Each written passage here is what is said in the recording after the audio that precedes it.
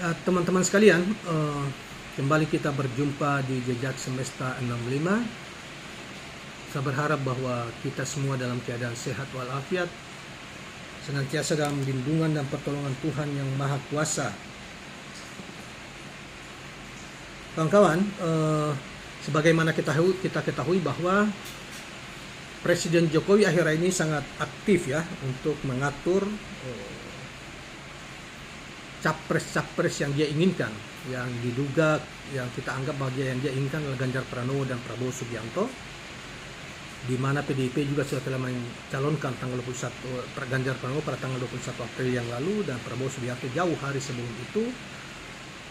Dan tadi malam itu mengundang para ketua umum partai, 6 ketua umum partai, yaitu ketua umum PDIP bersama sekjennya, ada ketua umum Gerindra Prabowo, ada ketua umum Erlangga Hartarto dari Golkar, ada ketua umum PKB Caimin, ada juga ketua umum PLT, ketua umum P3. Jadi ada 6 partai, 6 ketua umum yang hadir di Istana Negara dalam rangka membicarakan tentang capres. Menurut informasi sebelum terjadi pertemuan, Ketua Dewan Pertimbangan yaitu Romi Rahmuzi juga menyampaikan pertemuan itu dalam rangka untuk membicarakan koalisi besar, mempaketkan antara Ganjar sebagai capres dan Prabowo sebagai cawapres. Kita tunggu karena setelah pertemuan itu memang ada yang membantah pembicaraan soal itu, tetapi ada yang mengatakan, misalnya Prabowo mengatakan bahwa dia memiliki tugas besar dari Presiden Jokowi. Kemudian ada hari ini juga kita cermati Pak Prabowo juga hadir di ke Yogyakarta, bertemu dengan para banyak purnawirawan di Yogyakarta dan menegaskan kembali di hadapan mereka bahwa dia adalah capres dari Partai Gerindra, maju sebagai capres. Kemudian ada pertemuan Erlangga dan Caimin, ketua PKB hari ini, mengatakan mereka menentukan koalisi besar itu. Kita tidak tahu persis apakah koalisi besar itu yang dimaksud bahwa Prabowo nanti mundur dari pencapresan dan dia mendampingi Ganjar sebagai cawapres sehingga seluruh partai pemerintah itu bergabung jadi satu, ataukah Prabowo tetap maju, kemudian nanti ada Golkar, ada PKB dan ada PAN di situ, sehingga yang paling banyak berkoalisi ke sana ya 4 partai besar yang berkoalisi ke situ. Sehingga jika dibandingkan dengan koalisi perubahan maupun koalisi PDIP ini, kita belum tahu apa koalisi apa ini. Itu yang antara PDIP dan P3 ya. PDIP P3, kita tidak tahu koalisi, namanya koalisinya kita belum tahu. Itu koalisi Prabowo ini yang paling dominan. Andaikan PAN juga merefer ke sana, PAN juga bergabung ke koalisi Prabowo di sana, misalnya ya, koalisi Gerindra. Kita belum pasti, kita tunggu 1-2 hari ke depan apakah apa yang dikatakan oleh Romi Rahmuzi itu benar atau tidak. Tetapi saudara sekalian, akibat dari pertemuan menggunakan Istana Negara sebagai simbol negara itu untuk kepentingan politik praktis dan kepentingan partai-partai ini, dikritik banyak pihak.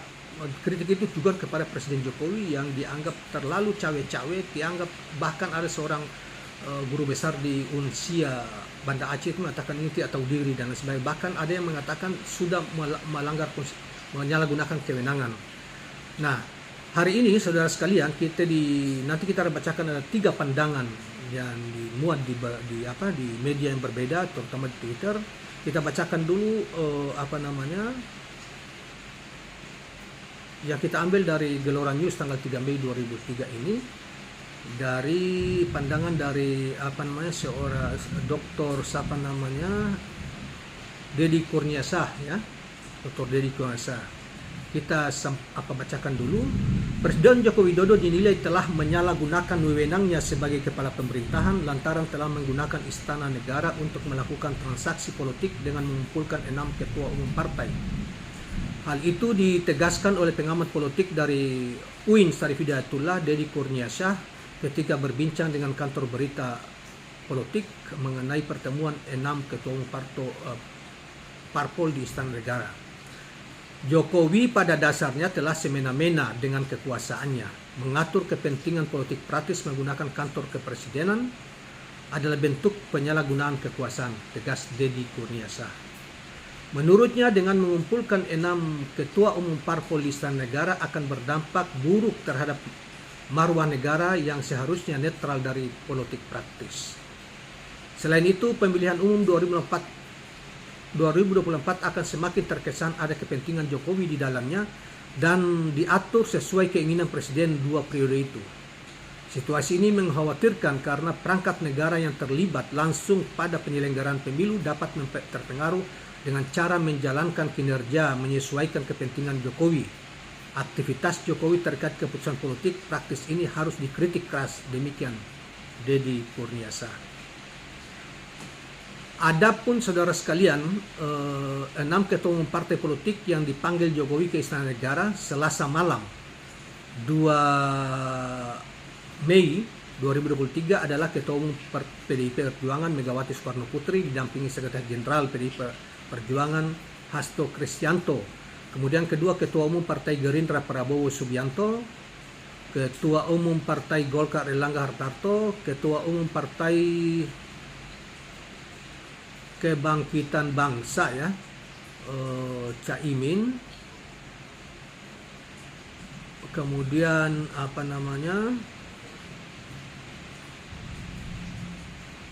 atau Muhaimin Iskandar, Ketua Umum Partai Amanat Nasional Zulkifli Hasan, dan PLT Ketua Umum Partai Persatuan Pembangunan Muhammad Mardiono. Ini saudara sekalian, ini tanggapan dari Deddy Kurniasa. Saudara, kita akan melihat tanggapan dari pengamat yang lain, yaitu misalnya yang dimuat di portal Oposisi Cerdas hari ini, tanggal yang sama, yaitu dari Dr. Said Didu Dr. Said Didu dengan judul Presiden Sudah Seperti Ketua Politbiro. Istilah Politbiro ini kan ada cuma di partai komunis yang misalnya di Cina misalnya. Nah, itu Politbiro itu sangat, kalau di Cina itu kan ketua Politbironya Presiden Cina Jinping sekarang ini. Xi Jinping. Nah, dia mengatakan NKRI akan seperti Cina. Nah, mantan pejabat di Kementerian BUMN Muhammad Said Didu mengkritik Presiden Jokowi yang mengumpulkan 6 ketua umum partai politik di Istana Merdeka. Dia menyebut Jokowi sudah menjadi pemimpin para partai politik. Hal itu disampaikan Said Didu di dalam akun Twitter pribadinya. Istana sudah jadi kantor parpol. Presiden sudah menjadi pemimpin para pimpinan partai politik. Jadi ketua-ketua partai Megawati itu atasannya mereka Jokowi. Kira-kira dia membayangkan seperti itu. Partai tunggal mulai terwujud. Presiden sudah seperti ketua Politbiro. Akankah NKRI akan seperti Cina? Dia bertanya seperti itu. Said Didu mengkritik Presiden Jokowi yang mengumpulkan 6 ketua umum partai politik di Istana Merdeka. Dia menyebut Jokowi sudah menjadi pemimpin para partai politik. Istana sudah jadi, seperti kita sudah sampaikan tadi.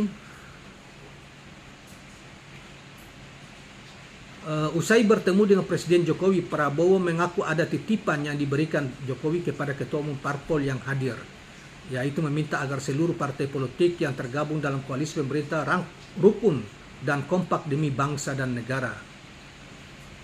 Demi kepentingan mereka, aku dibilang demi bangsa dan negara.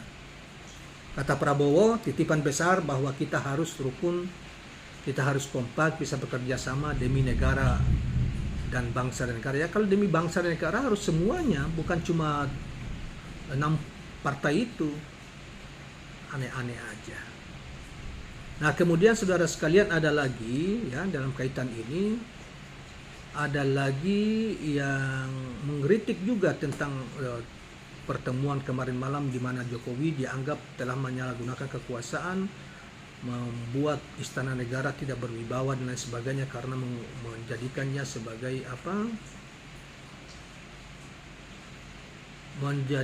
sebagai tempat untuk politik praktis.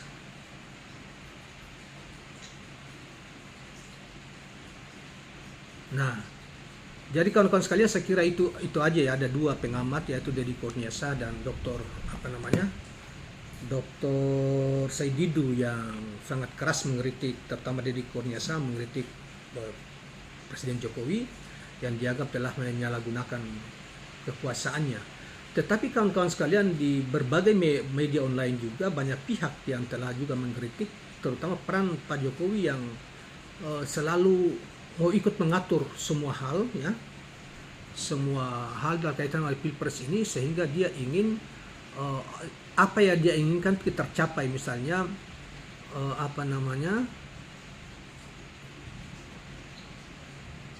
ya, dia ingin supaya calon-calon presiden yang diantaranya yang dia maju ke depan itu adalah orang-orang dia, paling tidak itu anak buah dia di pemerintahan dia sekarang ini, seperti Prabowo maupun Ganjar Pranowo di PDIP, walaupun dia bukan bagian dari kabinet dia, tetapi mereka sama-sama berhimpun di PDIP.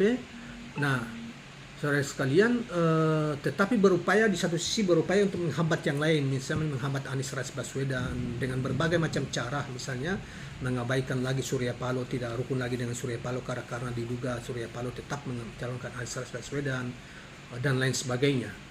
Nah, karena itu pertemuan, saudara kembali ke soal pertemuan kemarin itu, pertemuan tadi malam yang menggunakan istana negara untuk kepentingan politik praktis itu tadi dikritik habis oleh pengamat politik dari Kurnia Ansah maupun oleh Said Didu yang menganggap bahwa Pak Jokowi seakan-akan sudah menjadi ketua Politbiro, yang kalau Politbiro itu kita kenal bahwa di Partai Komunis itu adalah ketuanya, yaitu sangat berkuasa. Jadi sementara ada yang lain mengatakan bahwa Pak Jokowi seakan-akan menjadi ketuanya dari ketua partai politik yang ada sekarang.